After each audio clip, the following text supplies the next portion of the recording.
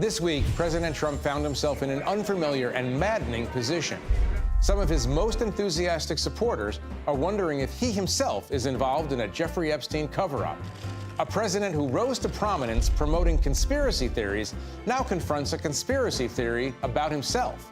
The consequences for his movement and his presidency could be enormous. Next. This is Washington Week with The Atlantic. Corporate funding provided by Consumer Cellular.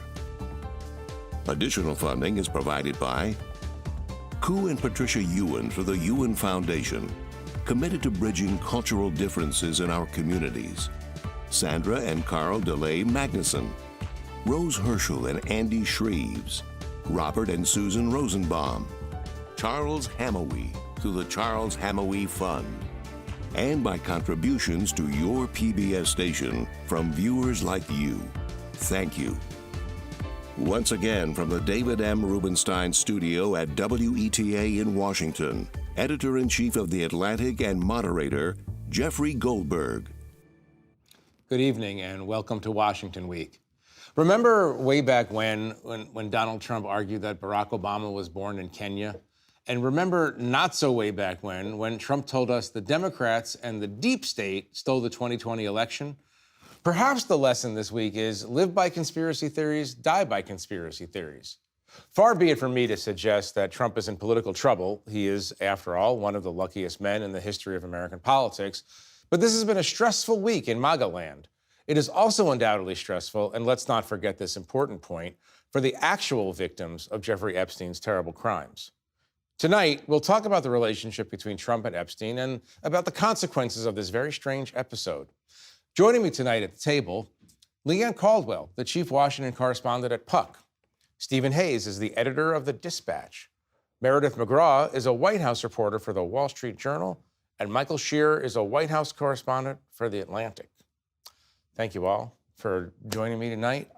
Before we get to this week's weird main event, I want to just talk for a minute about something that just happened in Congress. Congress has narrowly voted to claw back money that it had already budgeted for foreign aid, but for our purposes, I want to talk about something that directly affects us, the Corporation for Public Broadcasting, which provides funds for NPR and PBS, including this member station, WETA. And I wanted to start by just asking Leigh how this all happened and why it happened. So the administration, of course, has been saying that they want to shrink the size of government, get rid of waste, fraud, and abuse. Another interpretation of what they want to do is actually just remake the country in their view, in their eyes. A little project. Little project, yeah. Which they are actually becoming quite successful at with all the things that they are doing. Right. But so they picked the lowest hanging fruit, the things that are least controversial, to try to claw back funding that Congress has already appropriated. Just $9 billion. That is a fraction of the amount of money that Congress spends and the government spends every year. By the way, for everybody's clarity, only $1 billion of that was for public broadcasting. Correct. Most of the rest of it was for foreign aid. Right. And for programs overseas. And so Republicans agreed to do it, even though many Republicans were quite uncomfortable with it.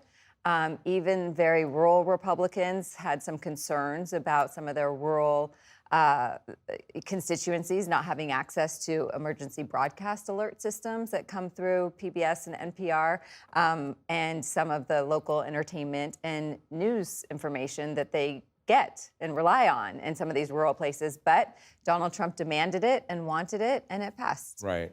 Michael, the rescission process. Right. You're fascinated by it. I know you are. What philosophically, I want to ask you all what this means. Yeah. From our perspective, obviously we're in the media, and this is quite an historic moment. But talk about the use of rescission. Yeah, so it's bad for the Corporation for Public Broadcasting, but what I think will be remembered of this vote is that it was a test case in whether they could change the way the government appropriates money. Historically, when Republicans control the House and the Senate, you still need 60 votes to get a budget through the Senate. And that means you need a bipartisan process. In the past, it's meant that there's been deals where military gets this amount of money and social safety net gets this amount of money. The Trump administration's goal here is to break that process, and they are doing it by making it a purely partisan process. Rescission only needs 50 votes if you have the vice president, 51 otherwise. And so they're basically turning the appropriations, or threatening to turn the appropriations process into a majority process in the Senate. And that's going to really complicate the whole way, change dramatically the whole way the federal government's been budgeted for years. For Republicans, Russ Vought was out this week saying we need a more partisan process. The head of the OMB. Yeah, the head of the OMB. Yes, that's right. Officer of the government. Their dream is that when they control the House and the Senate, that means they'll control how all the purse strings are set. They'll basically be able to cut Democrats out of the process. We don't know if it's going to get there, but that was a big step they took this week. Steve, I have to ask the obvious question, which is, what happens if they ever lose majority power? Will they complain that the Democrats are using the same burn it all to the ground methodology that we're seeing right now? Yes, undoubtedly. I mean, I don't think they operate. But they're not planning for a Democrat. They don't operate to like win. that. No, I think from the perspective of most Republicans in both the Senate and the House, they think Democrats have been doing this all along. Democrats have been partisan. They've been maneuvering. They've been manipulating government in their favor for decades. And now it's our time as Republicans, as conservatives, to come back and give them a little taste of their own medicine and not be so timid in taking the fight to Democrats on these issues. I think the challenge for Republicans is, at some point, they won't be in power anymore, and they will have to deal with this. And what will be their arguments? I mean, their small government arguments, I think, fall on deaf ears. The Republicans have been arguing to cut funding for public broadcasting, I think with justification, for decades. But as Leanne says, you're talking about $1 billion when you're running a $1.3 trillion deficit.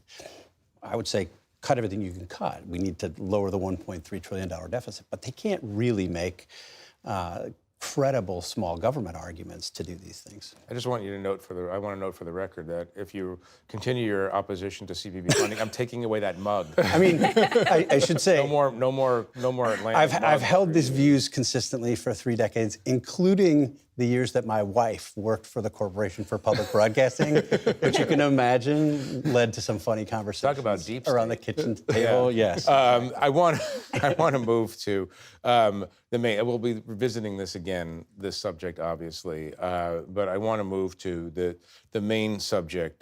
This, let's call it a MAGA meltdown over Jeffrey Epstein. It's the first time we've really seen some nausea-inducing gyrations on the battleship that is MAGA, the political battleship that is MAGA.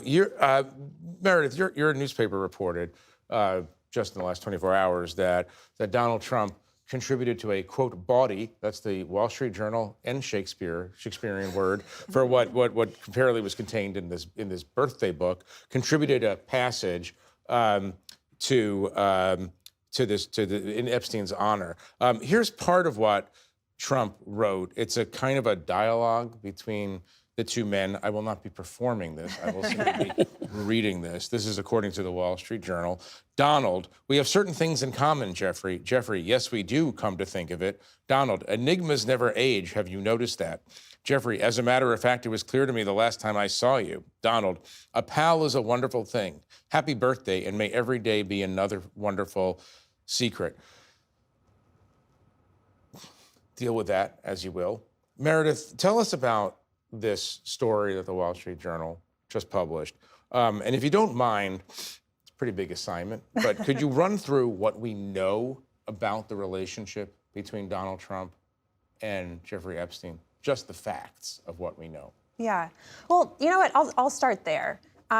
Donald Trump and Jeffrey Epstein had an over decades-long relationship. They both ran in very elite and wealthy circles in New York, and they've been photographed many times at similar parties. We've seen them on video together, and we know that Donald Trump was also listed on the manifest for Jeffrey Epstein's private plane going from Palm Beach, where they both had homes, and to New York City.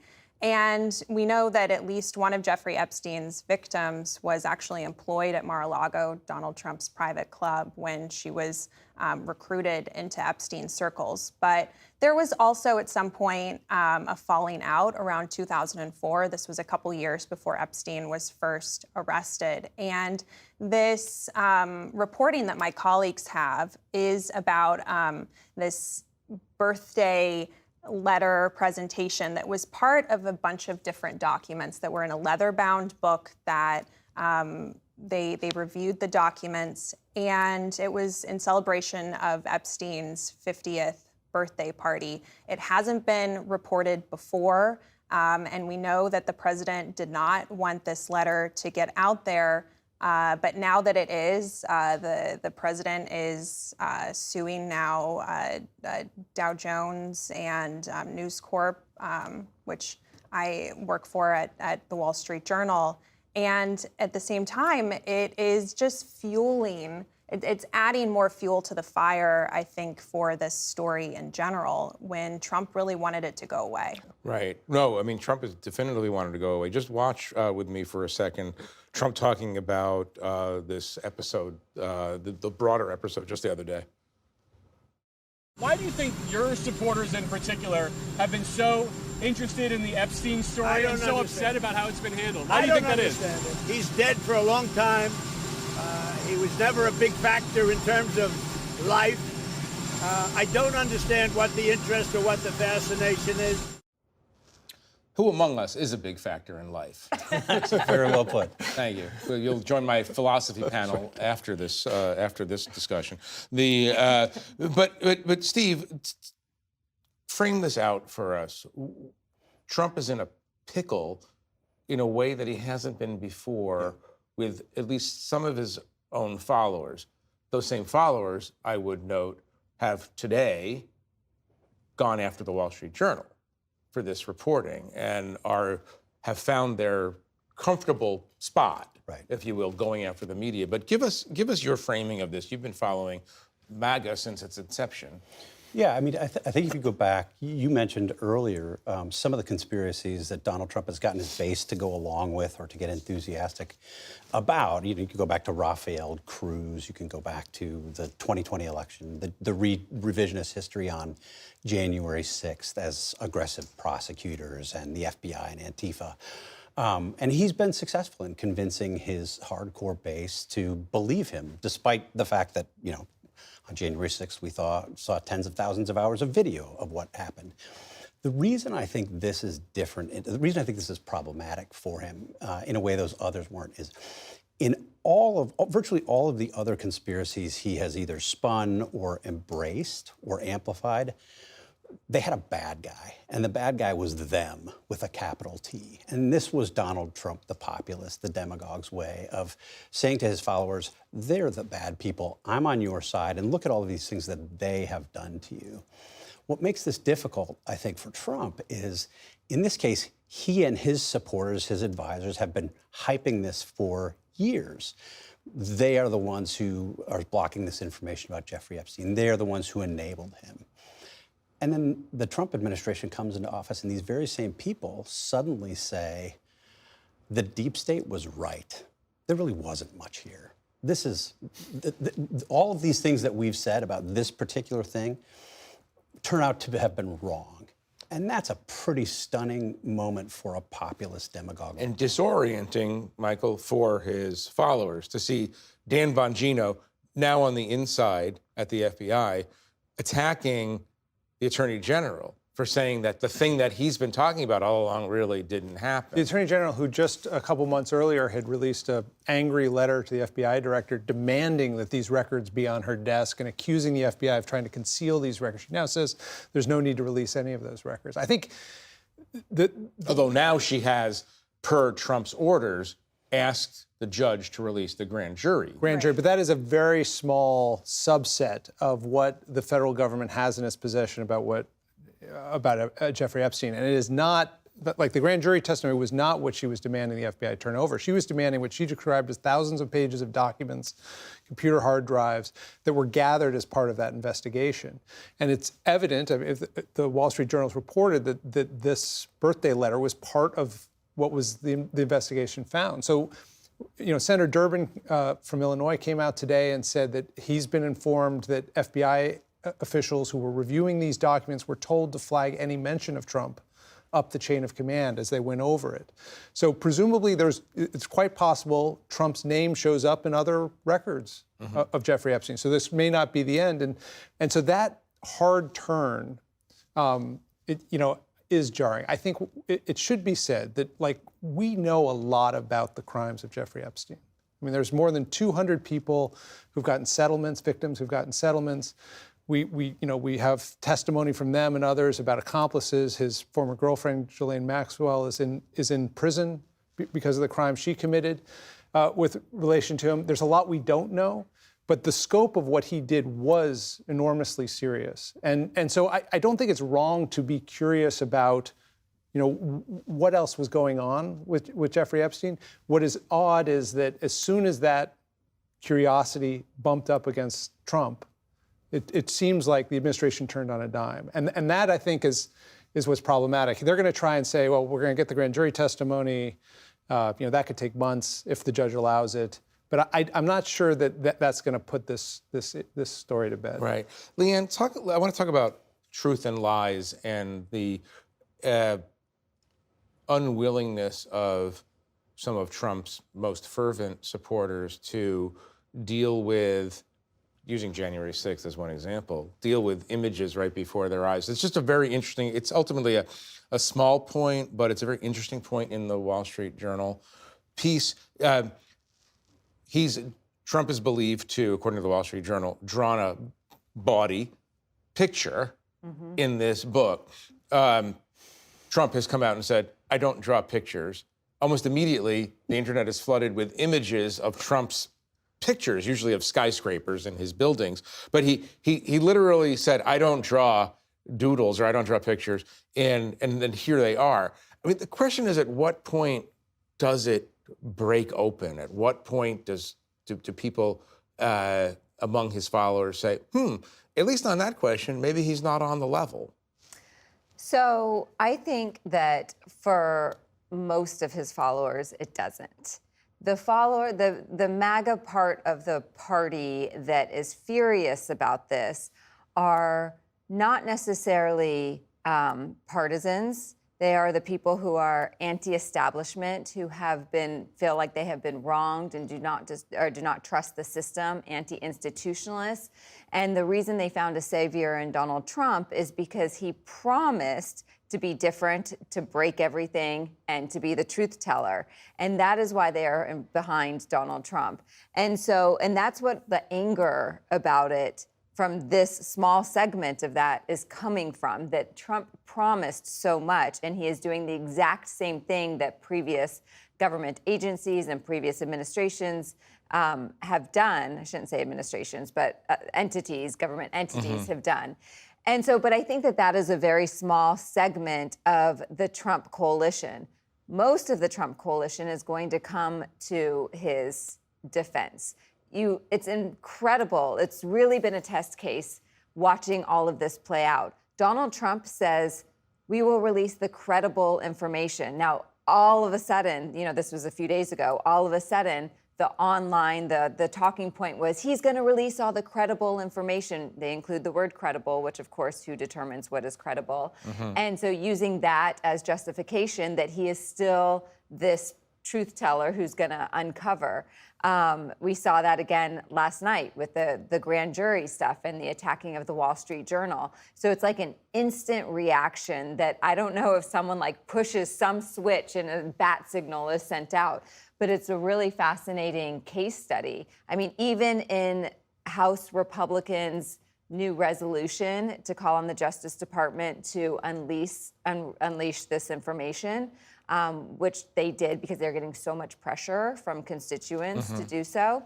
They have the same exact language as Trump used, release credible information. Right. And so they find ways to justify. Right. Will you watch with me for 1 minute? This is Tucker Carlson speaking about this controversy and about his frustration.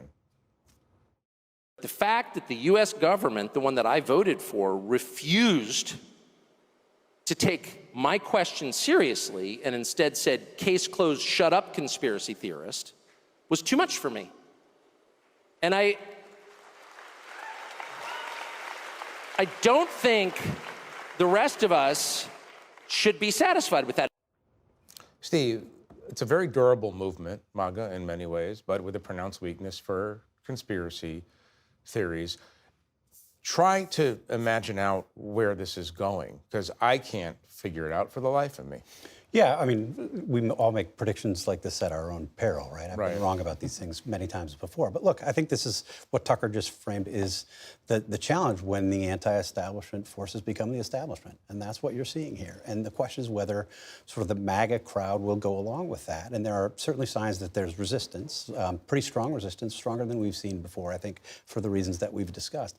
The remaining question is whether the Trump administration can give them another target or refocus their attention. They're trying now. Yeah. Now Donald Trump is saying this is the Jeffrey Epstein hoax perpetrated by the same Democrats and people that you brought me to power to fight. The Wall Street Journal and the media will be another target inevitably. You know, there's reason to believe that he will be successful in doing this because his people want to be with him. Right, Meridith, I have to ask you this because this is one of the aspects of this that's surprising to me is that we are not talking about possible revelations that Mike Pence was secretly directing pornography films. Right, this is Donald Trump of the Access Hollywood tapes of the lifestyle that he's bragged about for decades. Why is this so surprising at all? Is it that the anti-elitist was actually hanging around in elitist circles? I mean, I don't know if it's that surprising. I think we've known about Donald Trump's relationship with Jeffrey Epstein for years. We've obviously heard about his Access Hollywood tapes that, you know, consumed the end of the 2016 election. And yet we're at this moment where when the story came out, it really seemed like it was a galvanizing force among his supporters. And instead of focusing on the content of the reporting or whatever was revealed, they called it a hoax, like you said, and they were very quick to dismiss it. Is there anxiety? You're in the White House every day, every week. Is there anxiety in the White House about this reporting? I think at the beginning of the week, officials were trying to work through this in real time, and I think they were actually lobbying your bosses directly. Well, and they were, you know, hoping that they could put all of this behind them. But I do think that we're seeing people like Laura Loomer, who is a right-wing, Trump supporter activist, people who were calling for these Epstein files to come out and who were really pushing for the Trump administration to bring forth more evidence are suddenly saying, whoa, let's hold up. I think it's important to put this in a broader political frame. Trump was powerful in the last election because he got people who don't pay attention to politics to vote for him. These are not political people. They don't care. They think Washington's all rotten. They don't care much about it on a day-to-day basis. There was an AP poll this week that asked the question, is your life better, your personal life better under President Trump? And the numbers were remarkably low. Even among Republicans, it was closer to 50%. Nationwide, it was under 30%. He's just passed the big, beautiful bill, which is dramatically unpopular. He's headed into a budget season, which is going to be a whole bunch of fights about cutting things like CBP and NIH and stuff like that, which are also not super popular for him. And then he has, within that environment, this MAGA wound that he has to deal with. Right. Leanne, let me go to you for I want you to make your point, but I also have one other question for you, and I'm cutting into your seconds each moment. It's just Congress is interesting. You cover Congress. Yeah. Congress is interesting here because they ultimately seem to line up. Yeah. The Republicans line up no matter what. Yeah, but when Speaker Mike Johnson came out the other day and said that there needs to be more transparency, if anyone bet that that was going to be the thing that Speaker Johnson broke with Trump on, like, I hope you won big. But it's a testament of how much pressure some of these members of Congress were already getting on this issue. And while it's probably not going to have any impact in the midterm elections, I was speaking to a person close to the Trump administration who said that this could hurt Trump's brand, and the brand could have a trickle-down effect on how people view the Republican Party. Well, we're going to have to leave it there. I want to thank our guests for joining me. Steve, you can keep the mug. And thank you at home for watching us. Please check out Franklin Foer's profile of Harvard's President Alan Garber at theatlantic.com. I'm Jeffrey Goldberg. Good night from Washington. Corporate funding for Washington Week with The Atlantic is provided by... In 1995, two friends set out to make wireless coverage accessible to all. With no long-term contracts, nationwide coverage, and 100% U.S.-based customer support. Consumer Cellular. Freedom calls. Additional funding is provided by Koo and Patricia Ewan for the Ewan Foundation, committed to bridging cultural differences in our communities. Sandra and Carl DeLay Magnuson, Rose Herschel and Andy Shreves, Robert and Susan Rosenbaum, Charles Hamawi through the Charles Hamawi Fund, and by contributions to your PBS station from viewers like you. Thank you.